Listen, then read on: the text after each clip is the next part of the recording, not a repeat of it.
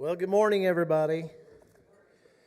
It is a good day to be here. I really enjoy this. I'm going to make my property rights committee presentation really short and sweet because we've got a lot of really good people coming in here. So, as you well know, issues everywhere. They never stop. They never end.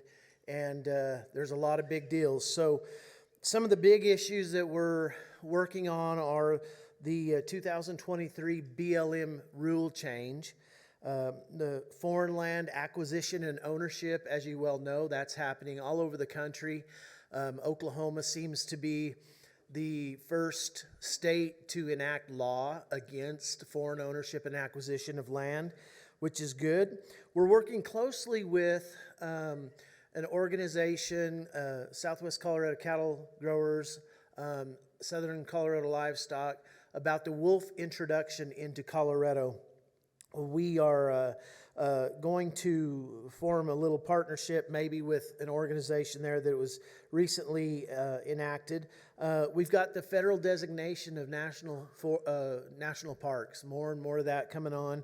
The Carbon Summit pipeline is the big one, right? That's a big deal for a lot of our producers here, and we're going to get, we've made a lot of statements on that. We've got policy here already enacted that will cover that, but we're going to do some things there. And then just yesterday was introduced to a new issue in eastern Wyoming, and it's a hydrogen production facility being brought online by maybe a foreign entity partnering with an American organization. So we're going to see what that's about. Obviously, with the states passing regulation and legislation across the nation for renewable energy, Colorado has to be 100% renewable by 2030. So there is a lot of property rights issues coming on with that, with solar, wind, power lines. That seems to be a big one in eastern Colorado. XL Energy has 6 monstrosity corridors that is going to bring energy back to the front range, and a lot of property owners affected by these 6 corridors. And so we're going to have to be watching that really close. We're going to try to do some policy today on the BLM rule change, the Wild Horse Brigade. We want to find some support on that. We're going to write some letters of support to an organization that is dealing with the wolf introduction in Colorado called the Colorado Conservation Alliance. And so that's new coming on. And we're going to get Bill.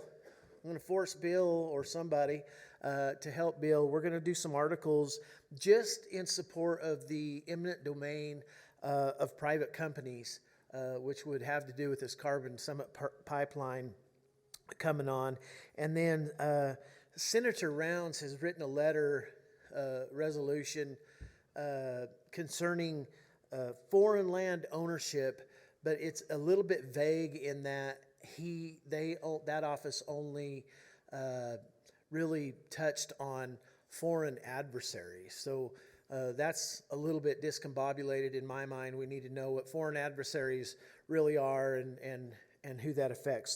So that's where we're going on property rights issues. Always lots and lots of stuff, it never ends.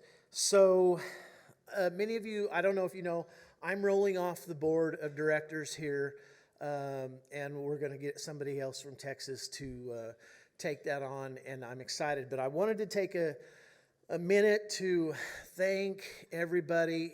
Has really, truly been the greatest honor of my life. I've enjoyed this more than anything I've ever done, and I just want to thank Bill Bullard. He's been a great help. What a great mentor he is. I don't care who you are, if you like him or not. He's a good guy, and I really love the guy to death. So thank you, Bill Bullard.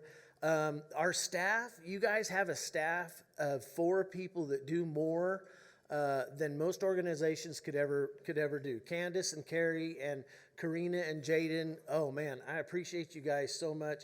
Jaden's kind of, some of us are on that backside of that older generation, and we don't know anything about computers. Jaden is phenomenal. So we're really happy to get her get her. I want to leave you with one thing before I introduce this next speaker, who is really neat. But there in the 1700s, England was in fear that France was going to invade them. And it was a constant battle there, and they were very, very fearful of it. And we knew the English are big, enormous beef eaters. They love beef, and they always have. And we know how the French love their fancy French food, right? You know, little.